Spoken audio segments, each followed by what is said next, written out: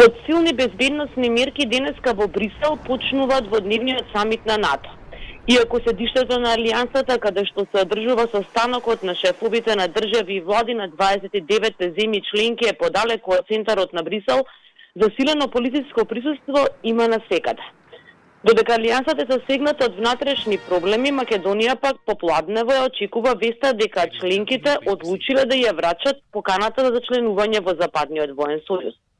Ова вчера и го најави генералниот секретар на НАТО Јенс Столтенберг, кој рече дека очекува од по договорот со Грција, Македонија ќе биде поканета да почне со преговори за членство во НАТО. Finally, I expect that following last month's Конечно, јас очекувам дека по историскиот договор постигнат минатиот месец зимето, ние ќе се согласиме да го поканиме Скопје да ги започне преговорите за членство.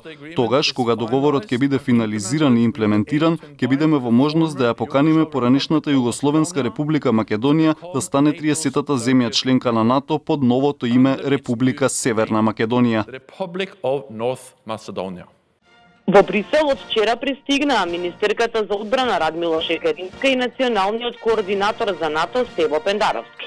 А денеска на овој владин тим му се придружува и премиерот Зоран Заев, министерот за надворешни работи Никола Димитров и вице-премиерот за евроинтеграција Бујар Османи. На Заев утре, според најавата, генералниот секретар Столтенберг ќе му ја даде поканата, пошто ќе имаат и заедничка пресконференција.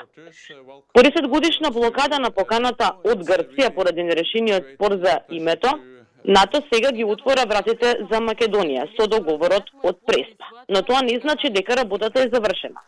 Раководството во Скопје го очекува организирање на референдум, од чии резултати ќе зависат и идните чекори. Ако Македонија не ги направи уставните измени, тогаш Грција нема да го ратификува членството, процес што треба да го направат 29 земји членки на Алијансата и што е идентичен за секоја кандидатка. Во однос на техничкиот дел, од добивањето на поканата до приемот, НАТО прво ќе направи план за пристапување, пошто генералниот секретар ќе прати покана до Министерството за надворешни работи или до владата. Потоа македонските институции одговараат на поканата за пристапување, со што почнуваат мини преговори, на кои има политички и технички сесии. Потоа Македонија подготвува мала национална програма за членство и ако се е во ред, се подпишува протокол за пристапување, пошто почнува и ратификацијата кај земјите членки.